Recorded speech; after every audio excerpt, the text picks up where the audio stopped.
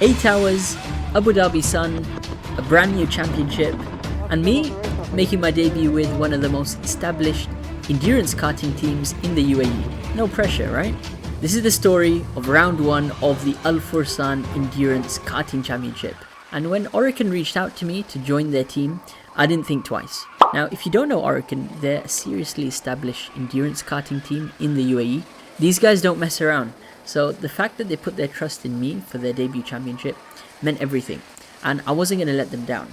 Best of all, my teammate in this race was Jan Bobbert, currently one of the fastest drivers in the UAE. So not only did I have a benchmark sitting right next to me in the garage, but I arguably had one of the best coaches I could ask for. Again, no pressure. Before we get into the race itself, let me give you a bit of context about this new championship because it's genuinely exciting for karting in the UAE. The Al Forsan Endurance Karting Championship is open for all levels: beginner, pro, nations, corporate, everyone races. And crucially, you score SWS points, which count towards your world final ranking. So this isn't just a fun race, it actually means something. More on that later because I want you guys to be involved in this. Although the race was on Saturday, everything kicked off on Friday night with an Ironman practice session. This was my first real chance to drive with Jan on track, and honestly my first chance to really compare myself to him. And here's the truth, I enjoyed the track layout, I really did, because I did it a year ago. But sector 2 and 3, that middle and final part of the lap, honestly my confidence was lacking and I was overdriving it, going way too fast into corners, way too aggressive on the gas, and then the kart was just hopping all over the place. Jan picked up on that immediately, and what I love about him as a teammate is he didn't give me 10 different things to fix. He gave me one clear instruction: slow down more on the entry than you think you need to, and then roll onto the gas. That's where you're losing time. Simple, clear, actionable. And throughout the entire weekend, I kept working on that one thing, and you're gonna see the difference it made. We finished top 3 in that practice session, which was a solid start, but there's clearly more time on the table. I was not 100% satisfied, and I ended up doing 2 Ironman sessions, so 2 1-hour practices that evening. And it was deliberate because the Saturday morning belonged to Jan. We woke up on Saturday and the plan was set. Jan would handle the full 1-hour qualifying session, and this wasn't just about setting the fastest lap, it was about collecting data, because every time you come into the pits, you can swap to a different kart. There's no limit on the changes, so Jan's job was just to cycle through the karts, relay that information back to the pit wall, and then find us that perfect kart which we were going to start the race with. He did the job brilliantly, fed the data back to Zubair on the pit wall, and struck the perfect lap, so we were pole position. Before we get into the race, I have to show you this because the energy of the pre-grid was incredible. The whole Orican team together, the paddock buzzing, and the Abu Dhabi sun already cooking us midday. And this is really what it's all about. And now let me introduce you to someone very important in this whole story. Zubair, the chief strategist, the team manager, director general of Orican, as I like to call him. This man has been managing endurance races for over a decade. He's a certified OG. So here we go, race start. It's midday, under the sun, 8 hours ahead of us, and Jan takes the Le Mans style start. He sprints to the kart, covers off our closest rivals, and gets his head down. And our rivals in this race were really NL Racing, top team based out of Abu Dhabi, and Thambapani Racing, who actually got a brilliant start and sat with Jan throughout his opening stint. But here's what you need to understand about endurance racing. It's a war of attrition, right? The beginning of the race is where you can lose it. Ego driving, battling too hard, making unnecessary mistakes. Jan did the complete opposite. Consistent, composed, working together, focus on the long game. About 70 minutes in, that's the maximum driving stint time, Jan comes in and it's my turn. A quick guide on how the pit stops work, because it's a really cool system. The moment you enter the pit lane, the clock starts, and you've got around 4 minutes in total, which is plenty of time. So the incoming driver gets out, removes their ballast weight, and steps on the scales, minimum 85 kilos, while the next driver, in this case me, is already in the garage watching the screen with a random number generator. So 1 to 3. That tells you which lane you're going to be in. Completely random. So then you grab your weight, load it into the assigned cart, and then you've got a couple of minutes to drive at walking pace before you exit the pit lane. Seamless transitions matter enormously in endurance racing because every second counts. And speaking of seamless, or the opposite of that, I'll come back to that story in a bit. So I'm in the car, first stint of the race, and the mindset was simple. Just get it out my system because I need to stop overdriving and trust the advice that Jan gave me the night before.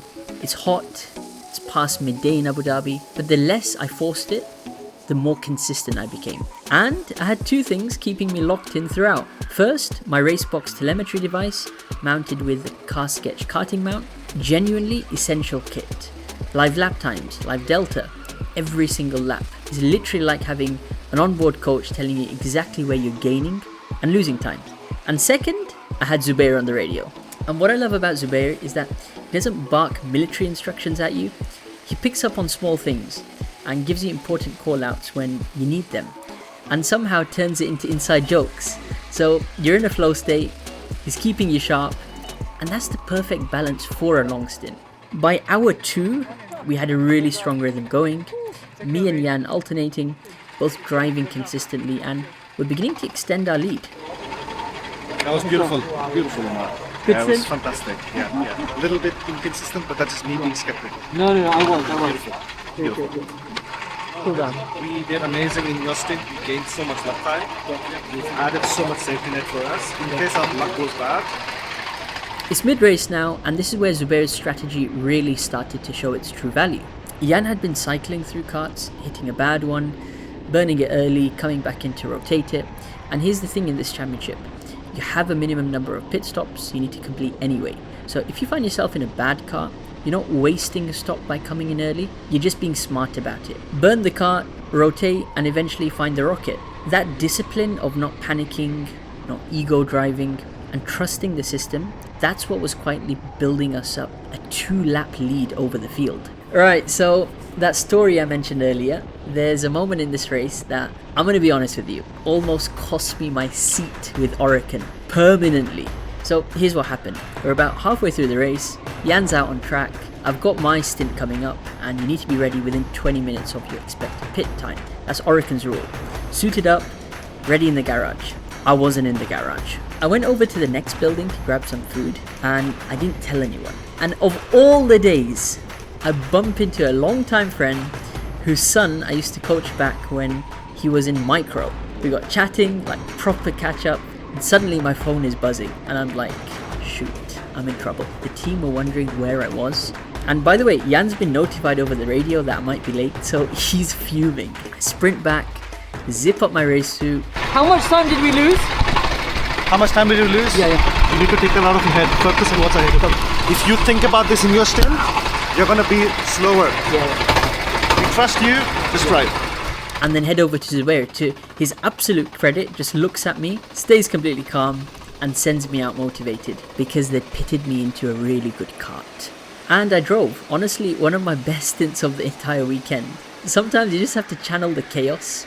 Jan, on the other hand, when he came in for his rest, very much still fuming, and he had every right to be so. Full accountability for me on that one. If you ever see me in person, ask me about this story because it's 10 times funnier when I tell you face to face. Now, fast forward to the moment I've been waiting for all weekend. You know me, you know KTips, golden hour footage. I requested this stint specifically, and just look at this footage. I mean, Abu Dhabi at sunset, from the seat of the kart, honestly one of the most beautiful things I've experienced on this racetrack. But more than just looking good, this was basically my best stint of the entire weekend. Genuinely. I was in complete flow state, nearly 200 laps across the weekend, including practice to this point, and you can see the difference from Friday night to now. Same corners that were giving me trouble are much smoother. I'm a bit more committed, and I'm getting better exit speed. Jan's instructions from day one were paying off, and I was pushing flat out, chasing a sub 114 lap time, and had this awesome battle with Leonard from NL Racing. Proper racing, proper overtakes. Once I passed NL Racing again, Zubair told me we were 2 laps ahead. 2 laps in an 8-hour endurance race. The relentless pace me and Jan had both put in was paying off, and we had a proper cushion. The kind that lets you breathe but still pushes you to keep going. Last lap of the race now for you. Bring it home. Is it recording? Okay. You have the fastest lap of the race now. Yeah? Yes, sir. And Jan took the final stint. With a 4-lap buffer, he just had to bring it home. But that's Jan. The pressure didn't make him lift. He went sub 114, absolutely flexed his class, right to the checkered flag. And the moment we crossed the line, the whole Orican team's there applauding. That's actually a rule within the team. You applaud every single driver that crosses the finish line. Doesn't matter who it is. That's sportsmanship and great team culture. What was the story of your race? Because I saw you burnt a lot of cars. So Yeah, we did like 2 back-to-back races. 3, yeah, I remember early on. I mean, the first card was okay, but there were better ones out there. Yeah. Swapped. And then the next one was just terrible. that I got. Yeah. And then I got another terrible one, and then we got a good one. I mean, it's part of racing, you know. Sometimes you have the luck, sometimes you don't. Yeah. I mean, eventually we had the luck, so. There was a positive side of that though. You were just laughing and you're running a little back and forth. Yeah. Exactly. I enjoyed making him run. Yeah. No, not again. He was cursing me. Not again. And I told him, Aaron, I will come straight back in. He said, it was good. And the final stop, I ran back and you didn't even come in. I mean, Aaron That was did a lot just of trolling you at that point. You know, we reached a stage where literally we can even start a pit in from like halfway through the pit line. It's like we're eyeing it so much. Like, we kind of know like the muscle memory is built in. You know? We control even up to like 1/10 and release pits. Yeah, I think four of the pit stops were 0.3 every single time. I think as a team, we were in such comfortable lead that we could take that gamble of, you know what, we had an okay car. Shall we come in to try and get a better one? They just didn't clear out. So we're like, you know what, let's just keep running as many because we have so many drivers. 2 days of work, Friday night practice, Saturday qualifying, 8 hours of racing under the Abu Dhabi sun, and we won.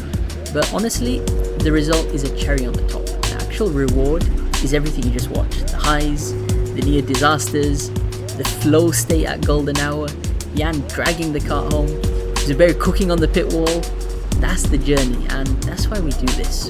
And this brings me on to something I genuinely want you to act on. Look, this was round 1 of the Al Forsan Endurance Karting Championship. There are 3 more rounds this season, plus a summer cup, and they need more drivers. I'm not joking when I say this, but it's the most accessible endurance karting championship in the UAE. Doesn't matter if you've never done it before. Remember, beginner, pro, nations, corporate category, it's for everyone. You score those SWS points, which count for the world final ranking, and the entry fee is genuinely one of the most affordable in the UAE. So there's no excuses not to join. Link is below, go register. I'm going to do every single round this season. So this is literally your chance to come and race with me. And the story with Orican, it's far from over, because 1 week from when this video goes live, we have the 25 hours of Bulgaria, Europe, one of the toughest endurance races on the calendar, and we're going. Make sure you're subscribed because that video, trust me, is going to be something else. But until the next video guys, I'll see you next time.